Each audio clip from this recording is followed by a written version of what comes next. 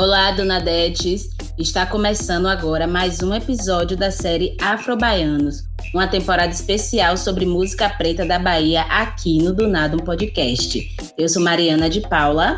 Eu sou Leandro Souza e no episódio de hoje daremos vez e voz aos afro-eruditos, as orquestras afro da Bahia. E para falar sobre esse tema, convidamos Bira Marques, maestro e fundador da Orquestra Afro-Sinfônica, e Jamberê Cerqueira, instrutor e membro fundador da Neujibá, para bater um papo com a gente. Neste episódio, contaremos também com a participação especial de Ziad Franco, produtor artístico e contrabaixista da primeira banda instrumental negra LGBTQIA+, do mundo, a banda Panteras Negras. Para falarmos sobre as orquestras sinfônicas e a música instrumental da Bahia, precisamos voltar no tempo e revisitar alguns nomes que foram fundamentais para o processo de valorização e reconhecimento da presença negra na música instrumental, que por muito tempo ficou classificada como só música clássica ou música erudita. Vale destacar que erudito é um termo que vem do latim, eruditus, que significa ex-rudes, ou seja, aquele que deixou de ser rude, que aplicou-se aos estudos e tornou-se instruído. Esta classificação aponta o elitismo atribuído à musicalidade instrumental e que reverenciava as produções europeias em detrimento do que era produzido nacionalmente. Um dos primeiros a contestar essa lógica de reverenciar essa produção europeia e tudo mais foi o cearense Alberto Nepomuceno, conhecido por muitos como o pai do nacionalismo da música erudita. Nascido em 1864, Alberto defendia os ideais abolicionistas da época e é apontado como um dos mais ousados em toda a historiografia da música no Brasil. Contemporânea a esta época, temos também a primeira mulher a reger uma orquestra no Brasil, Francisca de Virges Neves Gonzaga, mais conhecida como Chiquinha Gonzaga, que assim como Machado de Assis foram embranquecidos pela história, mas são personalidades negras que deram suas contribuições para a cultura nacional. Outra mulher negra que contribuiu para a história da música instrumental no Brasil foi a pernambucana Joana Batista Ramos, que no ano de 1909 compôs a marcha número 1 do Vassourinhas, clube carnavalesco criado um ano após a abolição da escravatura. Para quem não conhece, esse é nada menos do que o hino do carnaval pernambucano. Esse mesmo, aquele do...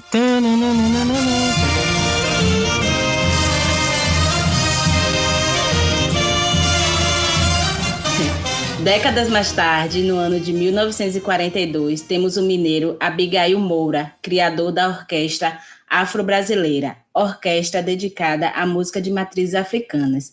E entre os anos 40 e os anos 2000, tivemos a contribuição do pernambucano Moacir Santos, um dos maiores mestres da renovação harmônica da música popular brasileira. Falar desses nomes, Mari, nos faz perceber o quanto a nossa história é insistentemente apagada e invisibilizada dos holofotes históricos da música nacional. A gente percebe que as pessoas negras, não são apenas grandes intérpretes, mas também são grandes regentes, compositores, letristas, instrumentistas. Essa galera que fez da música instrumental tem mais a nossa cara, a nossa identidade. É isso mesmo, Léo. E para falar ainda mais dessa invisibilidade e da dificuldade de se manter em atividade uma banda instrumental, vamos receber nosso primeiro convidado, o baixista e instrumentista Ziad Franco. Ziad é um dos criadores da primeira banda instrumental LGBTQIA+, do mundo, a banda Panteras Negras. Olá, eu sou Ziad Franco, produtor artístico musical, homem trans, preto, fundador da banda Panteras Negras. A banda Panteras Negras é a primeira banda instrumental negra LGBTQIA+, do mundo.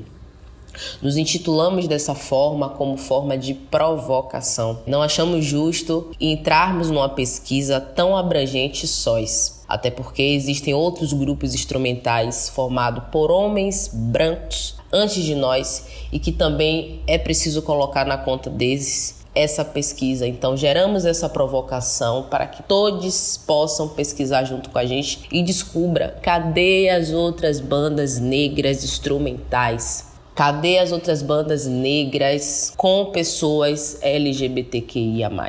A gente sabe que se existiu racismo ou homofobia, fez questão de invisibilizar.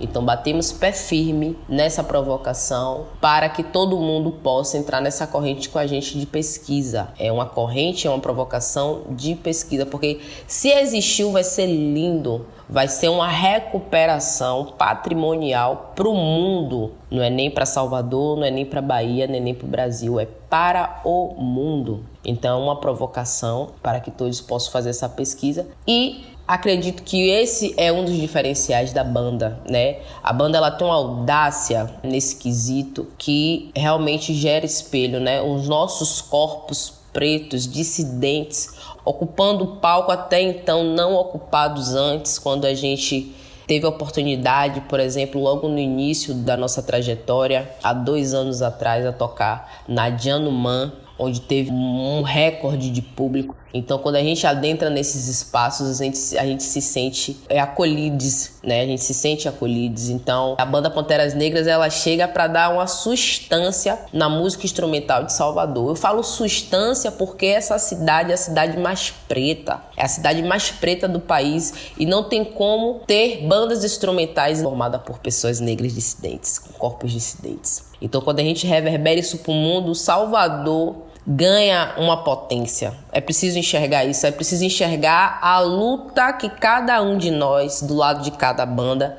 exerce e executa todos os dias para se manter em pé no processo criativo, onde a gente tem que dar conta de outros trabalhos, né? Falando das meninas de Dedê Fatuma, nossa percussionista, de Line Santana, nossa baterista, que se desdobra entre o trabalho da música e um outro trabalho paralelo à música. E ainda ter que pensar de chegar em casa, hoje estamos nesse período de pandemia, está sendo tudo mais remotamente. Mas e antes, quando tínhamos que pensar em pegar 2, 3 ônibus para chegar em casa e ainda ter que pensar em estudar um instrumento na garra. Então assim, a gente está falando de corpos pretos que não são corpos privilegiados, não são corpos que nasceram em berços de ouro. Além dessa questão de pautar nossa ideologia de forma firme, porque a gente sabe também que não inventamos a roda, a gente traz no nosso discurso, no nosso corpo, no meu corpo trans, enquanto músico da banda, contrabaixista e produtor, articulador, Dedê Fatuma, percussionista, nas falas, porque a gente usa a voz como instrumento, a gente não usa a voz cantada, mas a gente usa a voz falada. Dedê Fatuma recita poesias denunciando o racismo, denunciando a homofobia, exaltando a nossa ancestralidade, quando ela traz Odé, Odé, em homenagem à mãe Stella, quando ela traz E eu não sou uma mulher, o poema de Sojourner Truth, ela tá falando sobre a morte dos jovens negros, né? Quando Sojourner Truth teve vários filhos mortos, vários filhos raptados e mortos pela escravidão. Então, o nosso diferencial é esse, a gente faz denúncia de verdade através da arte, através da música, porque o nosso corpo em si, ele já é político. E eu até jogo aqui essa outra provocação de qualquer pessoa nessa cidade que tenha escutado a banda Panteras Negras não tenha refletido sobre qualquer assunto político, ideológico, social. Eu acredito que não tem uma pessoa que tenha escutado o nosso som, assistido a nossa apresentação e não tenha saído anestesiado, não tenha saído com a reflexão sobre os processos da vida, sobre os processos para com as pessoas negras, para com as pessoas LGBTQIA+. E é isso, sigam a banda, @Banda Panteras Negras.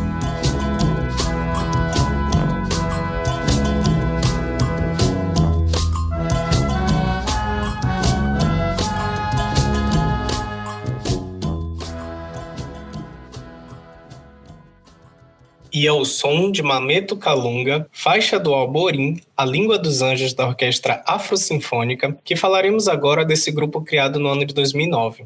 O projeto orquestral, criado pelo maestro Bira Marques, navega entre o popular e o erudito e faz um retorno às origens da música ancestral, sem perder o viés clássico. A partir de pesquisas sonoras e de conceitos intimamente ligados à música afro-brasileira, os integrantes de sua formação trocam conhecimentos e aprendizados, e apresenta um conjunto onde a diversidade de estilos é a principal virtude. E para falar sobre essa orquestra, que é uma das principais referências da música instrumental afro-baiana, temos aqui o maestro e pesquisador, o Biratã Marques, o homem por trás da orquestra.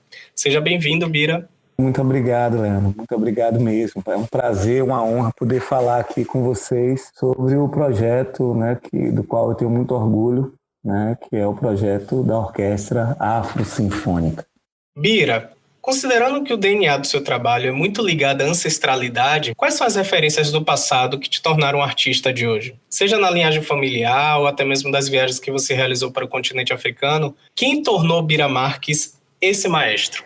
Então, eu posso falar um pouco da minha trajetória, eu acho que é bacana. Eu sou neto e bisneto de Alorixá, né? Minha avó Guelmar, né? Mãe Guelmar de Ogum, e minha bisavó Carolina,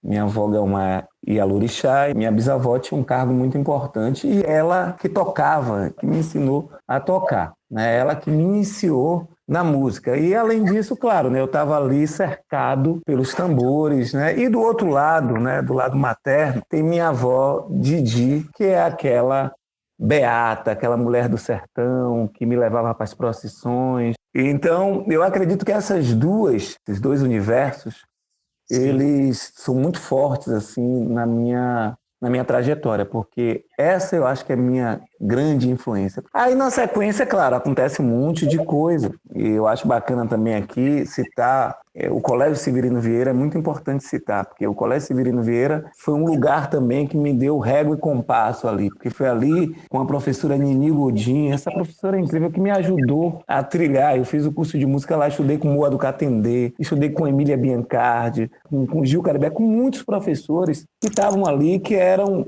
já referências, digamos assim, da música afro-baiana, né, e por assim dizer, afro-brasileira também. Ali é o começo também. Eu posso dizer que o Severino Vieira. E aí, na sequência, vem a Banda Reflexo. Como não falar da Banda Reflexo? Na Banda Reflexo, eu fui fundador da Banda Reflexo. Então, é muito interessante porque a Banda Reflexo, por incrível que pareça, né, que eu acho que é o grande marco na música afro-baiana também, é o grande marco, mas ela é um pouco, digamos assim, esquecida na história, né? As pessoas falam muito pouco. E aí, na sequência da Banda Reflexo, eu vou para São Paulo e vou estudar música em São Paulo. E lá eu começo a estudar orquestração, instrumentação, orquestração e arranjo. Tive lá grandes professores, também estudei aqui na UFBA. Posso dizer que minha grande, digamos, influência é a música realmente popular, a música de rua, mas eu admiro muito os compositores da música clássica, admiro a academia, né? Ou seja, uma coisa não exclui a outra, né? Eu acho que as duas coisas, elas somando aí, ela pode trazer caminhos interessantes, para mim, pelo menos, né? E para muita gente. E aí, depois, quando eu volto de São Paulo, morei 10 anos em São Paulo, fui professor da Universidade de Tom Jobim, o reitor era o Tom Jobim, né? Fiquei lá 10 anos dando aula nessa universidade, trabalhei numa orquestra chamada Jazz Sinfônica, trabalhei no Projeto Guri, montei lá a primeira orquestra negra chamada Zumbi dos Palmares, com crianças lá em São Paulo. Quando eu voltei para cá, com o Núcleo Moderno de Música, a gente, né, com os alunos ali, os amigos, a gente resolveu ali, junto com, digamos, mais umas 10 pessoas que estavam ali no início, fundar a Orquestra Afro-Sinfônica, que a ideia da Afro-Sinfônica era justamente fazer uma música onde o povo se reconhecesse nela, ou seja, uma música afro-baiana. Perfeito, querido. A gente percebe muitas vezes que a música é como se fosse uma linguagem, né? E o que classificam como música culta, música erudita, é como se fosse para distanciar as pessoas ou tornar essa linguagem cada vez mais restrita, mais inacessível. E nisso, vocês trazem uma proposta que é da Universidade Musical, que busca desmitificar esse distanciamento. Conta pra gente, por favor, o que vem a ser essa ideia de universidade musical e como ela contribui para acessibilizar o acesso à música orquestral, tanto do público quanto de pessoas negras interessadas em integrar a produção deste projeto. Tem duas coisas que eu achei interessante, né? Que você, antes de fazer a pergunta, você falou sobre linguagem e citou a erudição, né? Mas é bom que fique bem claro assim, né? Que a erudição, erudito é profundo. Então, Luiz Gonzaga é tão profundo, tão erudito quanto Beethoven. E Dorival Caymmi também é tão profundo, porque isso é muito importante, né? Porque a gente sempre, o erudito está muito ligado a exatamente o que você falou. Parece que há uma nobreza nessas pessoas, e não há nobreza em Luiz Gonzaga, em Dorival Caymmi, em Abigail Moura, né, em Nepomuceno, em Villa-Lobos não, que ele conseguiu aí, né, por conta da saída dele para a França, ele conseguiu uma projeção. Mas fica parecendo isso, e na verdade, Quando você pega um próprio bloco afro, é muita erudição que tem ali dentro daquele negócio, muita erudição. Mas isso é muito importante dizer. E a outra coisa que você fala da universidade, é a universidade que a gente construiu, que é o Núcleo Moderno de Música, né? O Núcleo Moderno de Música. Então a gente fala Núcleo Moderno de Música porque o nosso objetivo, na verdade, lá o eixo é a filosofia. Né? Então lá o pensamento é circular. Então a gente sempre está num território modal, um território circular, um território do lugar de onde a gente veio, né? da Mãe África. Então o que acontece?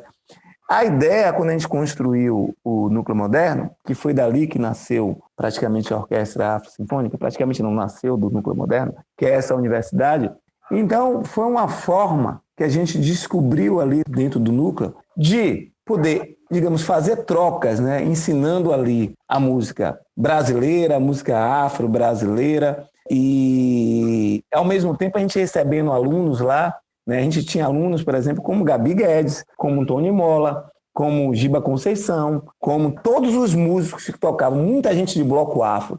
Então, era uma troca para a gente, uma troca porque esses caras são todos meus amigos.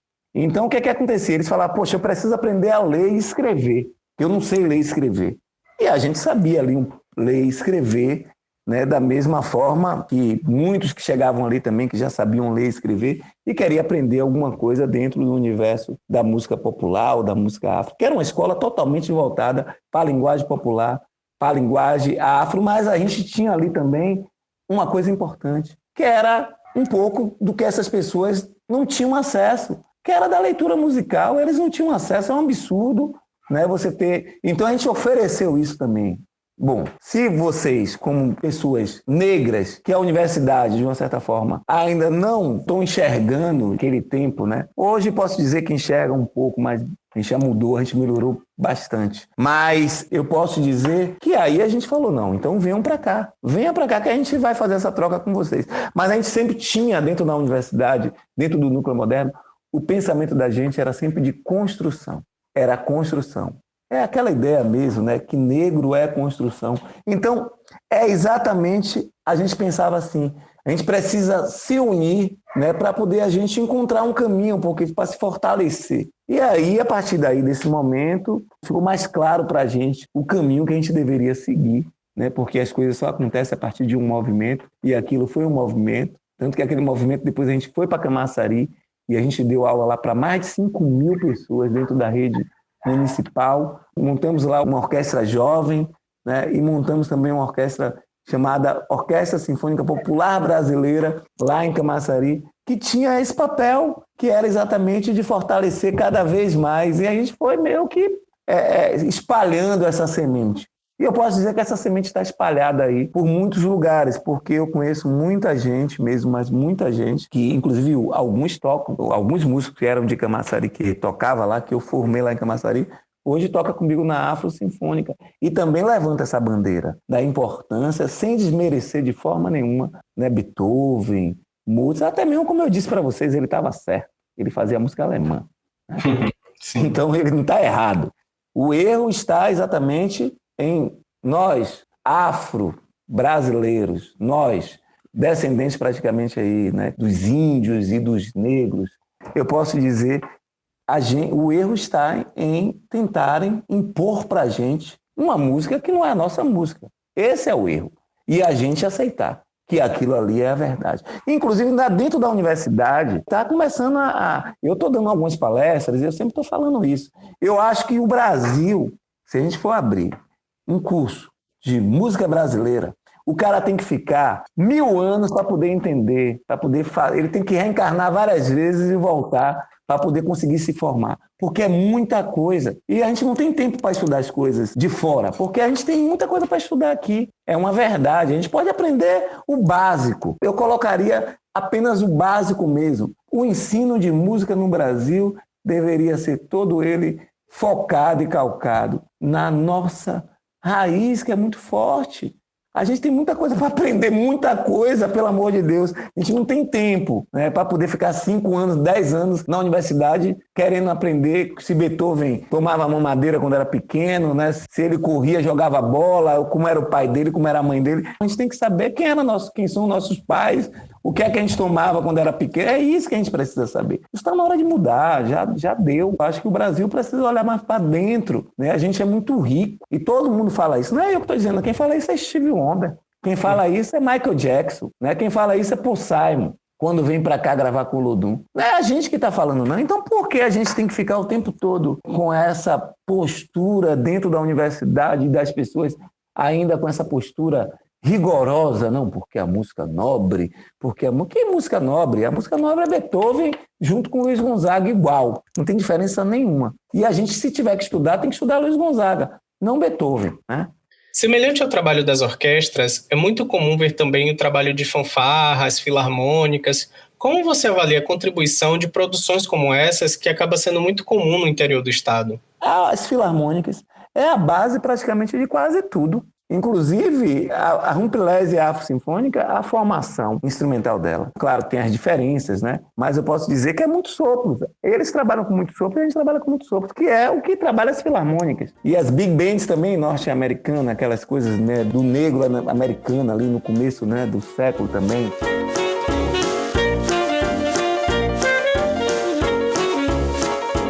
Dixieland, né, as big bands, aquelas músicas feitas também pelos negros, pelos descendentes dos escravos e tudo mais. Mas se você pega essa, no interior como um todo, que eu posso dizer para você, de cara, todos eles deveriam assim, estarem assim, ao invés de marginalizarem, porque existe uma marginalização com as filarmônicas. As filarmônicas, elas cumprem um papel importantíssimo. A Filarmônica de Cachoeira, a Filarmônica de São Félix, a Filarmônica de Camaçari, qual eu conheço até a Bambuca, lá em Cachoeira também, em São Félix, tem um menino da Afro-Sinfônica, né, que é meu assessor administrativo lá, que é o Vinícius Freitas. Ele está lá trabalhando lá com esses meninos. Então eles fazem um trabalho anual de formação e é música instrumental o tempo todo. Então todos os interiores, lá em Belmonte, na cidade de meu pai, na Serra do Aporaí, qualquer interior que você vai, ou quando é muito pobre, que não tem, né, que tem uma, digamos assim, muito carente realmente, né, e querente, como diz meu amigo Juraci Tavares, aí você trabalha com aquelas fanfarras, né, digamos assim, que é de escola. Mas quem tem uma estruturazinha melhor já tem as filarmônicas, e a filarmônica, além de se fazer música instrumental o tempo todo, o ano inteiro, dentro ali da sua sede e ainda formar muita gente, né, eu digo que é marginalizado porque a prefeitura só se preocupa com eles quando chega 7 de setembro ou quando chega o aniversário da cidade, né? Isso é uma tristeza, porque o ideal é essas orquestras, essas filarmônicas do interior, elas poderiam ser ali, de uma certa forma, a orquestra da cidade para todos os eventos, e a prefeitura poderia investir cada vez mais, porque ela não está só investindo na questão musical, não. Ela está investindo também na formação e educação daqueles jovens que muitos deles hoje se perdem aí porque não tem o que fazer. Você veio de uma trajetória musical que teve início com trabalhos ligados ao Axé Music, como, por exemplo, ter lançado 8 álbuns junto à banda Reflexos, né? O que essa experiência no passado contribuiu para o maestro de hoje? E como foi vivenciar essa mudança de estilos dentro da musicalidade baiana? Então, essa mudança, rapaz, que é uma mudança bem interessante, sabe? Porque eu nunca, de uma certa forma, conseguia me ver assim, realmente assim. Inclusive, mesmo na banda Reflexo, eu não achava que a banda Reflexo ela pertencia a essa ideia do Axé Music como é hoje, sabe? Eu percebia na banda Reflexo algo diferente, assim, mas eu era muito jovem, eu tinha 20 anos também. Mesmo assim, na banda Reflexo, você tem ideia, eu me lembro de ter recebido Caetano Veloso, Gilberto Gil, e eles iam assistir o show da gente, Gilberto Gil, Caetano Veloso, Martinho da Vila, todo esse povo ia assistir o show da gente. Imagine só, Elba Ramalho ia assistir o show da gente, né? Então a gente era ali, na verdade, a gente não era igual, né? Digamos, a essa leva que veio aí, digamos, que a indústria foi produzindo, que era um pouco mais vazio, assim, no sentido de letra que eu falo, né? Eu acho que a banda Reflexo tinha um conteúdo, já que falava sobre a história negra e falava muito também, e era uma banda que tinha o pé também praticamente, o pé, a mão, a cabeça, tudo dentro do candomblé, né? Porque de uma certa forma Reflexo, muita gente não sabe, mas ela é escrito com U, porque o final tem um apóstolo ali antes do S, porque tem Exu ali, né? E as pessoas nunca perceberam isso. Se você pegar do E, fica Exu e tem um apóstolo antes do S. Então eu fiquei Chus, né? Com essa ali. Então por isso que é escrito com U. Então tinha fundamento também. Então a mudança, quando eu saí da banda Reflex, eu já estava assim, com minha cabeça virada mesmo para poder tentar, de uma certa forma, aprender para poder construir coisas dentro do que eu imaginava. Eu achava que a música negra sempre era muito marginalizada, né? Talvez se não tivesse existido, se eu não tivesse ido para fora para estudar e para poder hoje ter uma orquestra afro-sinfônica, que é uma orquestra, queira ou não queira, que enaltece e mostra o fundamento da música negra e mostra isso com muita qualidade, né? É com muita qualidade, com muito cuidado e com muito carinho e com muito amor.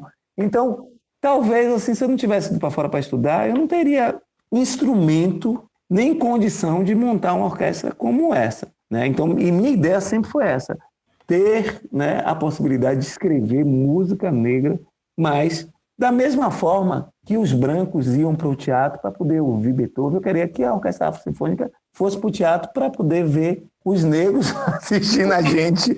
Nem os brancos também, não tem problema nenhum, né? Não tem problema nenhum. Mas eu queria isso. Eu sempre sonhava com isso. E hoje a gente consegue isso. Enfim, né? Hoje a gente consegue estar tocando dentro de um teatro que só entrava branco e a Orquestra Sinfônica com muita luta, mais uma vez, existe muito preconceito ainda, mas a gente entra, e a gente já entrou, e as pessoas podem se espernear, pode bater, pode chorar, mas a gente está lá dentro tocando a música negra e para as pessoas que estarem ali e quiserem ouvir e entender que essa música, ela é tão bela e tão importante como qualquer outra música. Inclusive, eu só não vou dizer que é mais importante, porque senão seria muita falta de modéstia. Mas tem que lembrar que tudo nasceu do continente africano. Então, se tudo existe, é por causa desse lugar aí. Mas eu não vou falar isso, porque senão vão dizer, o cara já está dizendo que ele é melhor do que Beethoven. Eu não disse isso aqui, não vou dizer isso aqui nunca. Né? Que vou dizer que admiro muito Beethoven, e admiro muito Mozart, e admiro também muito Luiz Gonzaga, e admiro muito também Abigail Moura, Moacir Santos, Villa-Lobos, sabe, Caetano Veloso, Gilberto Gil, Ileaê, Malê de Balê, Filhos de Gandhi, sabe? É isso. A gente tem que parar com isso, né? Não, porque Beethoven... Não, porque Beethoven o quê? Tem que falar da mesma forma, não, porque Beethoven e Luiz Gonzaga é assim que tem que falar. De igual para igual. Tem que parar com esse negócio de mudar o jeito de falar, né, a entonação, quando fala de algo que as pessoas acham que dentro da concepção deles que tem mais valor. Para encerrar, Bira, qual a importância e contribuição das orquestras e da música instrumental para a musicalidade baiana? Eu posso dizer que é uma pedra fundamental, né? Essa música, essas filarmônicas, né, essas filarmônicas do interior, elas têm esse poder, né, de transformar o lugar e de emanar e, de uma certa forma, exportar grandes músicos que vêm, de uma certa forma, cada vez mais multiplicando e criando outras coisas. Então, eu digo isso com muita clareza, viu? Porque eu conheço muitos músicos que vieram das filarmônicas e já são multiplicadores, sabe? Hoje estão na universidade fazendo mestrado sobre a música desse lugar e a transformação que essa música fez. E eu posso dizer isso também porque eu vivi nos trios elétricos e percebi também a influência muito forte dessas músicas, né? Você pega o próprio frevo, né? Em Pernambuco, que é praticamente, que você sabe que aqui na Bahia, o Dodô e Osmar, a influência maior foi essa, foi fazer aquela música de rua. E assim é a música, as filarmônicas, né? Inclusive, um dia desse eu encontrei com o Gil e ele estava falando sobre isso, sobre a importância exatamente das filarmônicas, né? O poder que essas filarmônicas têm de transformação. Então, eu acho que tudo começa aí, né? Esse cerco, isso que... Eu, por exemplo, eu vou dizer, eu ouvi muita filarmônica, porque eu ia para o interior, nas procissões sempre tinha filarmônica. Então, eu via muito isso e ficava ali, né? Observando um pouco, né? Era muito criança, mas já tinha uma queda pelaquela beleza. Eu acho que é como eu disse, né? Isso é uma pedra fundamental, uma pedra filosofal mesmo, assim. É um patrimônio, né, que faz a gente ser o que a gente é. Muito obrigado, querido. Foi uma entrevista maravilhosa. Eu estou muito contemplado, assim. Acho que a perspectiva do Afrobaianos é muito de trocar essas ideias, né? Da gente conversar da gente para a gente se ouvir principalmente, porque muitas vezes eu acho que quando a gente vai entender música na Bahia, falta pouco da gente se escutar. Eu que agradeço, viu, Leandro? Pode contar comigo sempre aí. Foi um grande prazer aí poder fazer minha pequena contribuição aí para que cada vez mais a gente se reconheça, né, como o que se reconheça e saiba quem nós somos de verdade.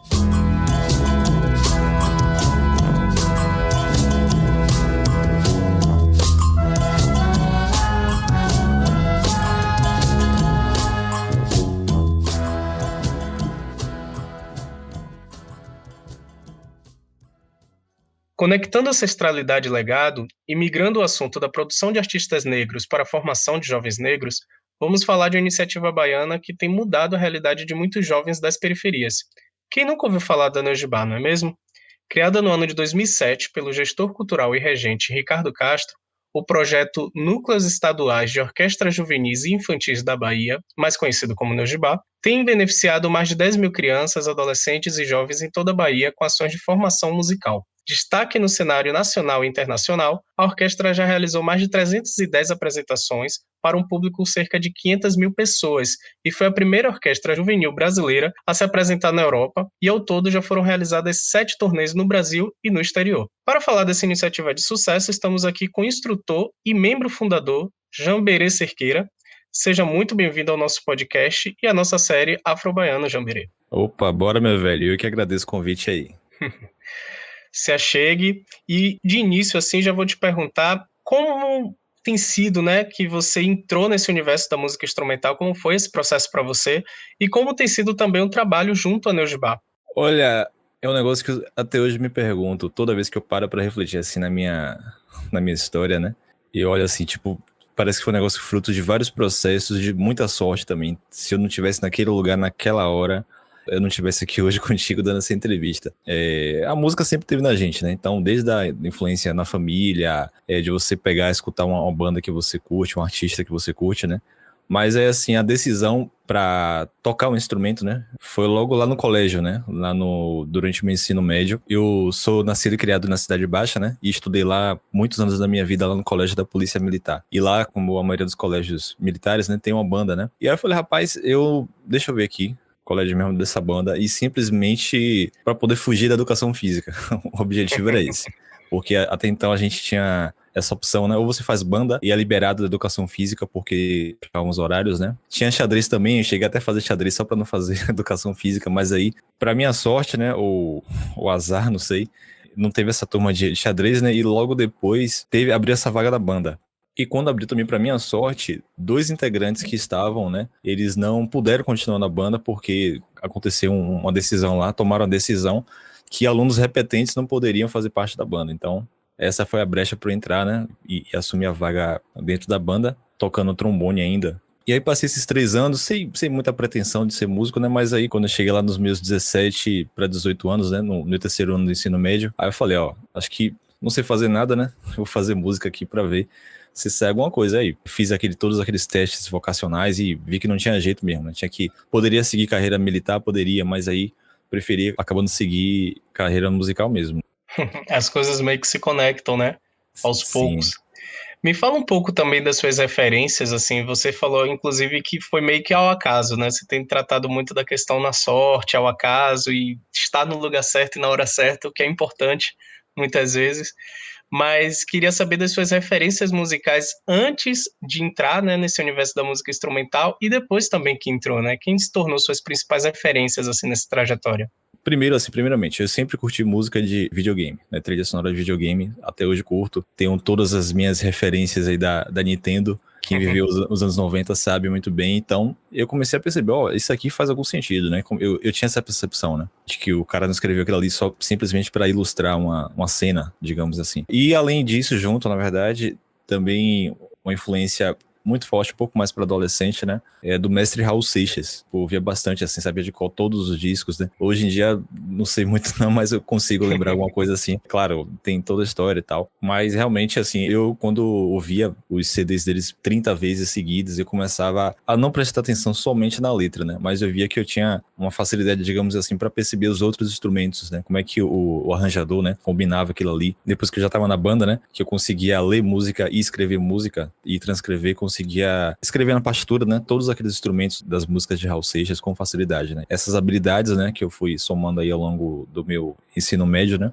como eu não tive, assim, um professor específico para isso, ajudou bastante no vestibular, né, na hora, porque era uma prova bem específica, assim, e meio que assim, se a pessoa não tivesse, digamos assim, uma formação, uma base legal, não passava não. É muito curioso te ouvir falar dos videogames, porque agora eu tô percebendo até, né, de como havia realmente a influência do instrumental na construção da narrativa do videogame. Bem interessante isso. Aproveito já esse gancho para te perguntar como é pensar uma metodologia, inclusive, de formação para jovens de periferia, que é um público muito específico do Neogibá, né, trabalhar muito com essa acessibilidade, tornar acessível essa produção orquestral, tanto com os instrumentos, que não são instrumentos muitas vezes baratos ou de fácil acesso também, e para essa musicalidade também. Como é tornar isso acessível para esses jovens de periferia, na sua perspectiva? Quando a gente começou lá em 2007, né, até mais ou menos 2010, por aí uns 3, 4 anos, muito do foco, assim, né, pensado por Ricardo Castro, era literalmente bota pra tocar a galera, entendeu?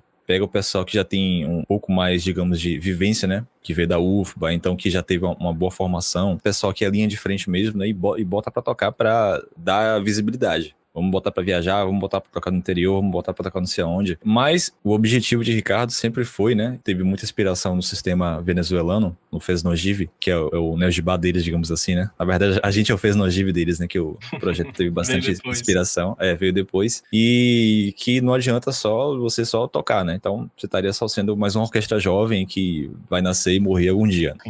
Ele percebeu que, percebeu não, né? Ele já veio com essa estratégia e mostrou pra gente, vocês têm que tocar e ensinar também, né? Vamos fazer esse tal de aprende que ensina aí pra ver se dá certo. E foi realmente os primeiros anos de forma muito difícil mesmo, né? A gente não tinha espaço, não tinha sequer cadeira pra sentar. Mas aí, aos poucos, né? Com as parcerias e tudo mais, a gente foi conseguindo material. E uma das histórias interessantes, assim, desse núcleo é que uma jovem, né? Uma certa vez, né? Resolveu entrar assim, né? Professor, eu quero tocar esse negócio, esse instrumento aí.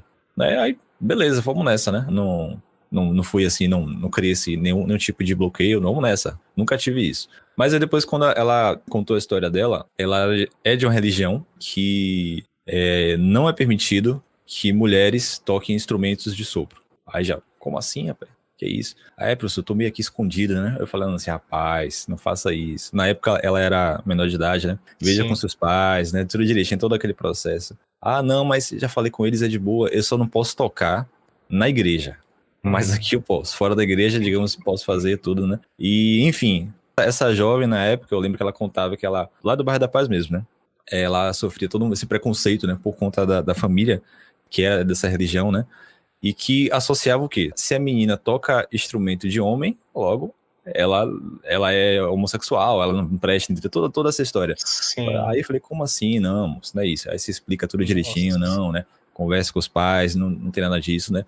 Aí, acredito eu, né, que pelo tempo que ela ficou, a família, aos poucos, né, foi aceitando, né, de forma assim.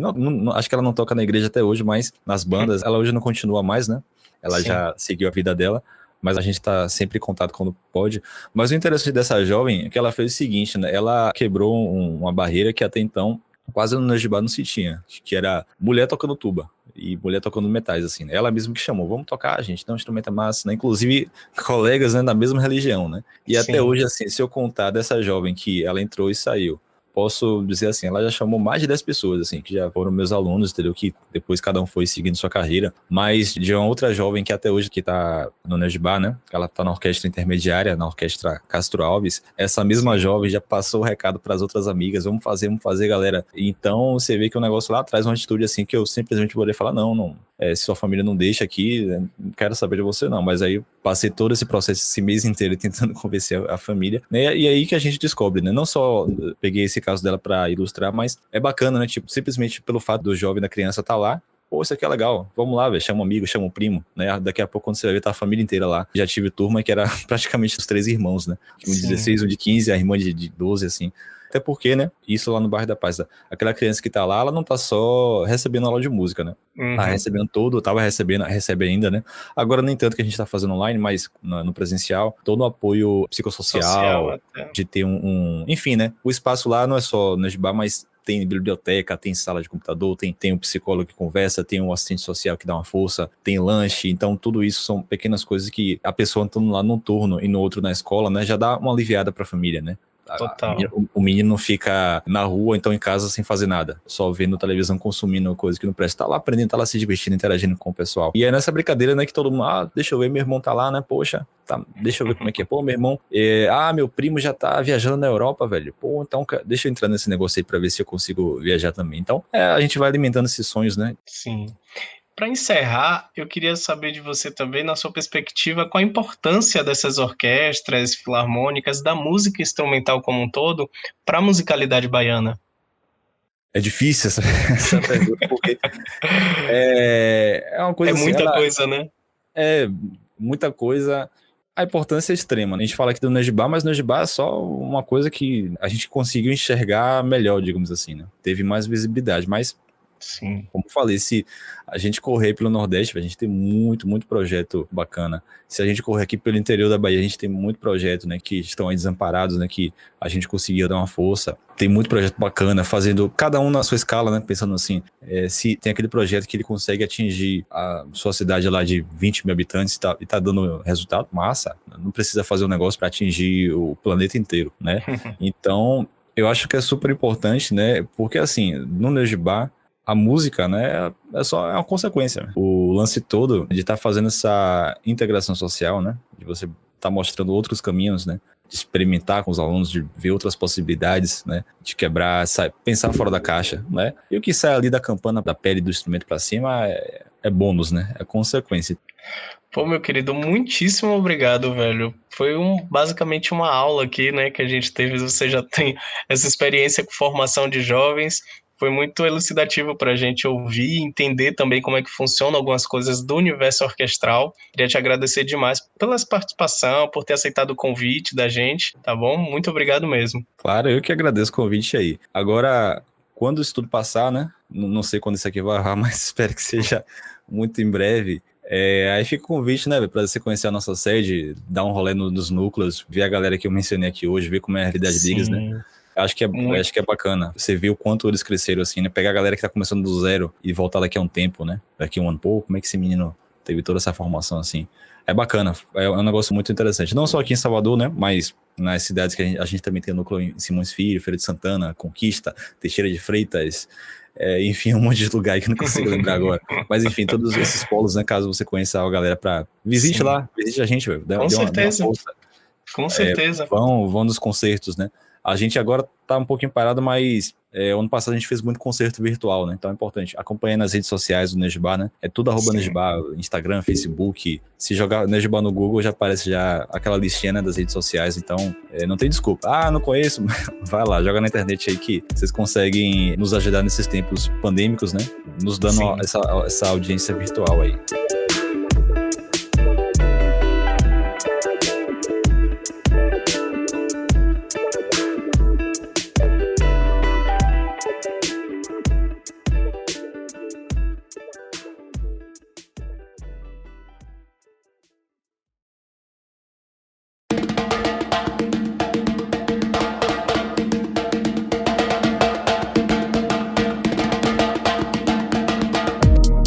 Encerrando mais um episódio, gente, da série Afro-Baianos, a gente tem a nossa sessão de dicas para vocês. E sobre o tema música instrumental, a gente tem aqui hoje falando sobre filmes, livros, pesquisa, música.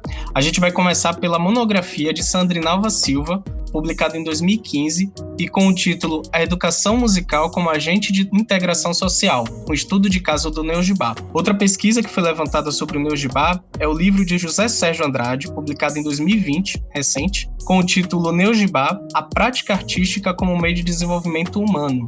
Para filmes, temos 3 indicações. Uma, o curta Joana, Se Essa Marcha Fosse Minha, um filme que foi lançado em 2019 que conta a história de Joana, que a gente citou lá no início do episódio, na introdução, que fez aquele hino, né, do carnaval pernambucano. Vale muito a pena, assisti o trailer, achei bem bacana. Outros 2 filmes são de Sérgio Machado, um que foi de 2020, que é o Neugibá, Música que Transforma, que foi um doc que ele fez, né, contando um pouco dessa repercussão do Neugibá com os jovens.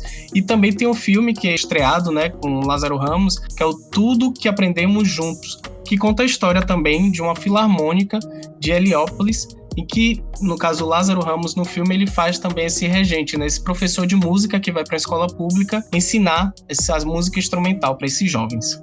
A gente ainda tem aqui mais algumas dicas que foi deixada pelo nosso convidado Ziad Franco, que é a música do instrumentista Sun Ra, que é um instrumentista, filósofo, conhecido pela sua filosofia cósmica, Michel Petrucciani, que é um dos grandes pianistas de jazz, e nosso Letieres Leite, que é o nosso maestro da Orquestra Rumpilés. Então essas foram as dicas. E esse foi o episódio Afroeruditos da série especial Afro-Baianos. Até a próxima, gente. Um beijo. Um beijo. Tchau, tchau. O projeto tem o apoio financeiro do Estado da Bahia através da Secretaria de Cultura e da Fundação Cultural do Estado da Bahia, Programa Aldir Blanc Bahia, via Lei Aldir Blanc, direcionada pela Secretaria Especial da Cultura do Ministério do Turismo, Governo Federal.